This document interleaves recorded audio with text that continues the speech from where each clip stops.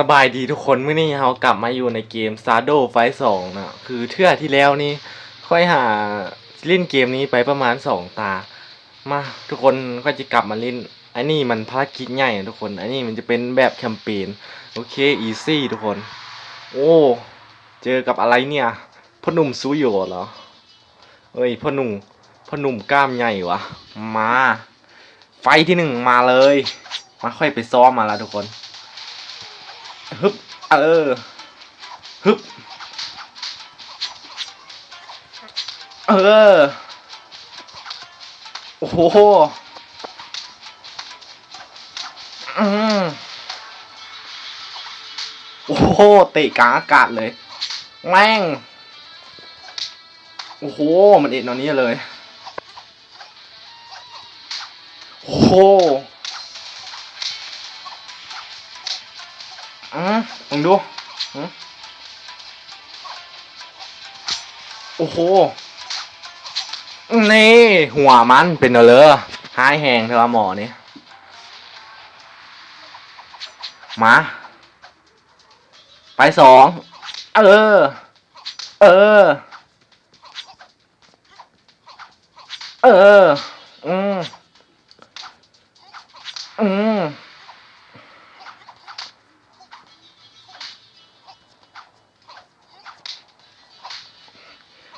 มามึงดู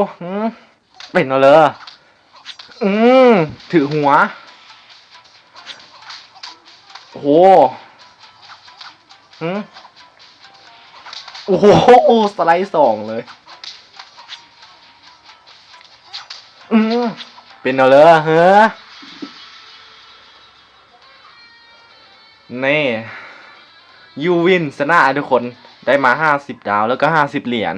มาแคมเปญนี้มันก็ง่ายคือกันอย่างนี้สิโอ้ขึ้นเลเวล2ว่ะ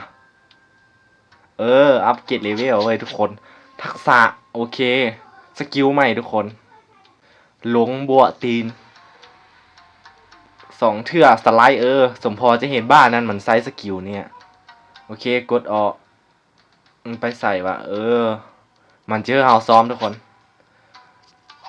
เอ็ดเอานี้ทุกคนกดย่อลงแล้วก็เอาเพื่อออกไม่เงยไปใส่ต่อเป็นบอลฝึกสกิลอะโอเคบัดนี้มันต้องเอาไปสู้อ่ะบัดนี้เอ้ยมากี่ห่าจิลินไปได้ตาเดียวนึงโอ้ยโหลดแต่ทรัพยากรนะเกมนี้มาทุกคนมาเลยเราจะลิ้นก่อนโอ้ยหยังนี่เฮ้ยพี่สาวจะเย็นๆเลียแบบนั้นเลยวะมาสิข้าคือซาโดมาไฟที่1โอ้มันก็มีดาบคือเดียวโจโจโอ้โหโอ้โหโอ้โหแม่งโหดตายแหละซับหัวโอ้แม่งโคตรแหงเลยอีนี่โอ้อยู่บนสนามมันสมอทุกคนมาไปที่2แม่งเอ้ย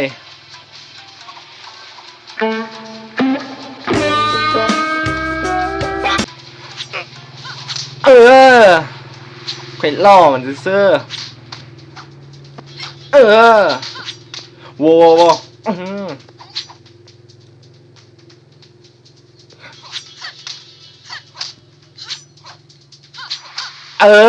ซับขาหล่อมันโอ้โหโว้โว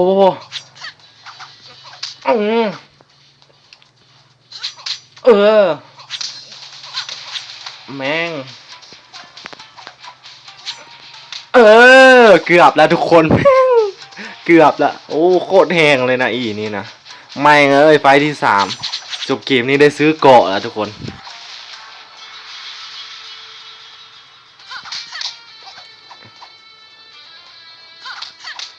แม่งเตะแต่ขาค่อยเอออืมอืมอืม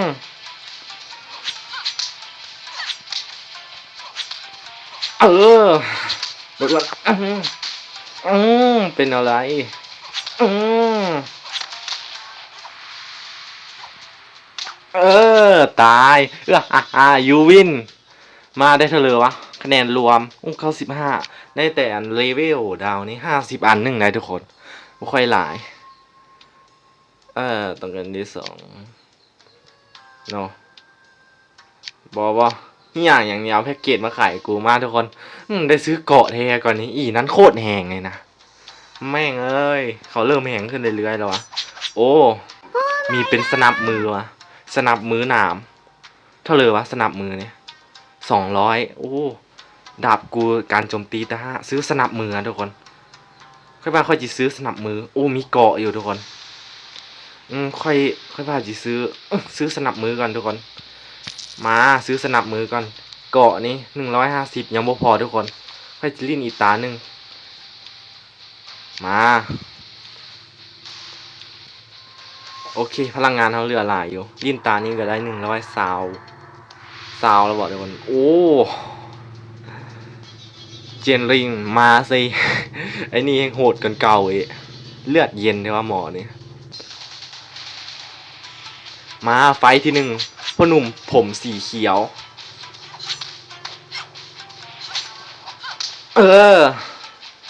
เป็นผู้หญิงสมออีนี่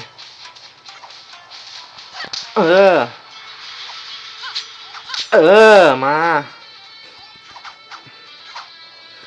โอ้โหโอ้โหกูแหละที่ตายเองนะนี่เป็นอะไรมึงก็แหงกูก็แหงคือเดียวแม่เมื่อกี้นะแม่ดาบนินจามันนะดาบพายอีโต้มันนะโอ้โอ้โอ้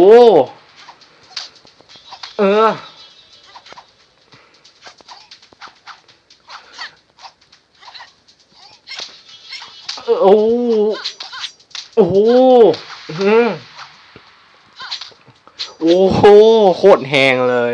แม่งจะบุษณะเผื่อแล้วค่อยว่าละจำเป็นต้องซื้อเกาะก่อนแม่งไป3แล้วแม่งเอ้ยโว้มามาแม่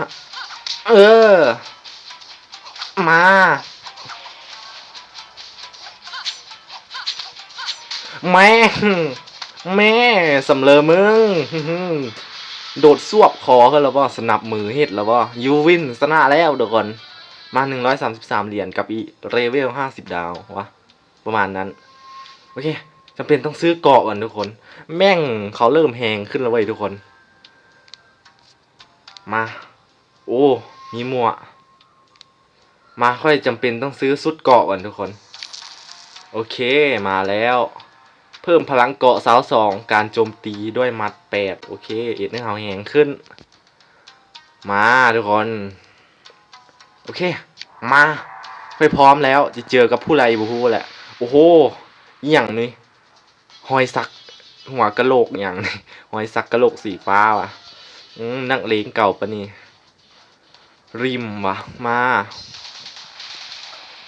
ไฟหนึ่งคือเดียวกับค่อยเลยตัวนี้เลือดตัวนี้มันจะหนากันค่อยในหนึ่งทุกคน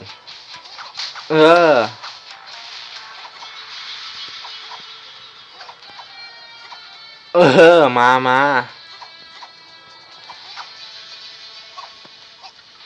โอ้โหโดดสับคอเป็นอะไรเจอท่าเสี่ยวแมวเว้นเจอท่าเสือดาวเฮ็ดเข้าไปเป็นอะไรนักเลงนะมันเก่งสำหรับเจอซาโดเข้าไปค่อยระยานมันโดดสับหัวทุกคน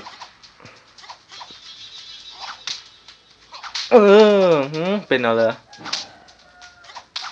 โอ้แม่งโอ้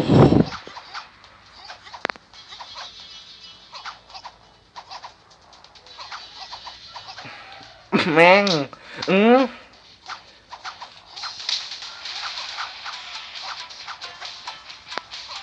โอ้โหกูว่าแล้วทุกคน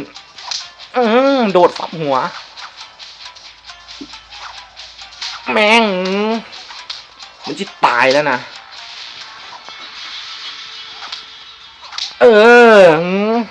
เป็นอะไรอ่ะเจอท่าเสือสมิงเข้าไปมาทุกคนอย่างนี้ซับเตอร์ที่ 4ละโอ้มีโหมดใหม่โผล่เข้ามาดีลว่ะดีลวะเป็นโหมดดีลต้องซื้ออย่างเหรอเป็นหมวกนะทุกคนนี่180 เหรียญมันเน็ตให้ค่อยถึกขึ้นมาทุกคน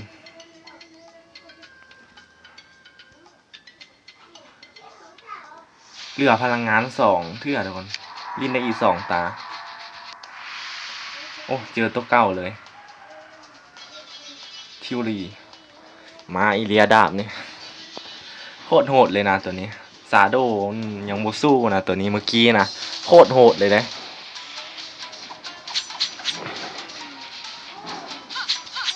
มาค่อยไปเสริมมาแล้วโดดสวบมันท่าเสือ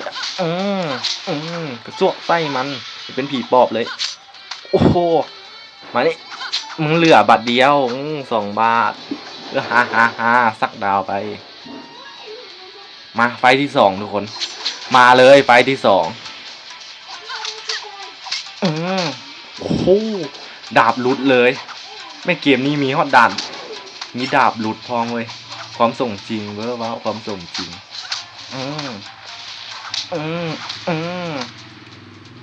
เป็นอะไรโอ้โหไปถืออ่ะอีกบาทเดียวนะมาเหลือชีวิตเดียวละมึงตายป่ะเรียบร้อย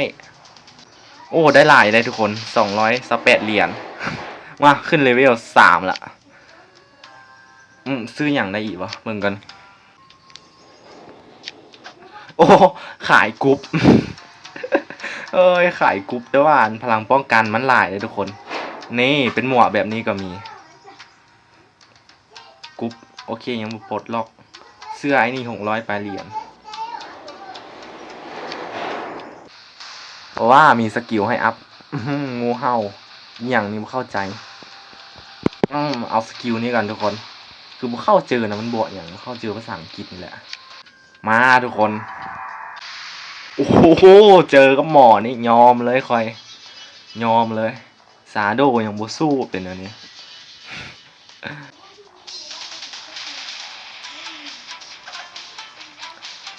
มาเป็นตะยานเนี่ยหมอนี่เปิดก่อนโอ้โหจับยกเลยเอามันดูมันก็มีอันสนับมือคือเดียวโอ้โหโหดเทลไอหมอนี่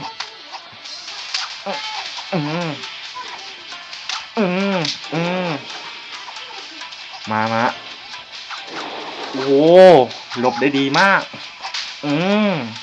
หัวแตะ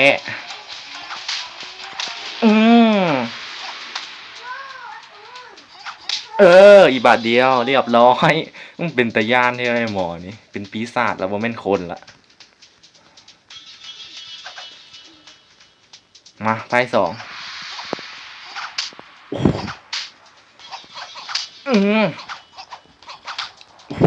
โอ้โหดเถอะวะโอ้โหบึงเหมือนอิดไหมโอ้โหถือตลบหลัง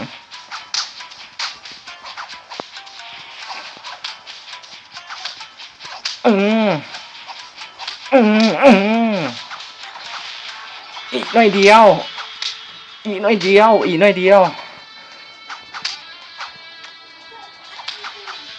โอ้ตายไปเกือบบ่รอดเท่ากับว่าตอนนี้ชนะแล้วทุกคน